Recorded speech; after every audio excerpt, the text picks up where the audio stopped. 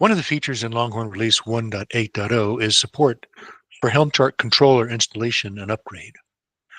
This is a feature that is available to clusters running RKE2 or K3s Kubernetes. You may be familiar with using the Helm binary to do an install with a command like Helm install Longhorn or Helm upgrade Longhorn, with a bunch of extra added switches to supply for options and settings.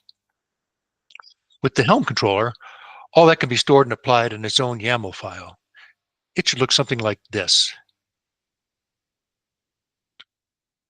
Simply point to the chart repo and the version you want. Then install with a kubectl apply-f of the YAML file. You can also set any customized values for Longhorn settings there in the chart and retain them for future upgrades.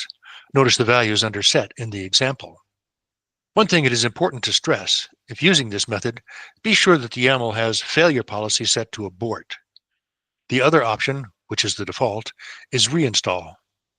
If there is an error during the install, that option will uninstall and try again from scratch. That can be particularly dangerous in an upgrade where an uninstall of Longhorn might lead to loss of data. The abort policy will simply retry from the point of error. Once installed, the HelmChart resource will stay in place along with the Longhorn installation. Doing a kubectl delete HelmChart Longhorn install will request that Longhorn be uninstalled. It's as easy as that. This feature is also covered in the Longhorn docs under Install with Helm Controller. Happy helming!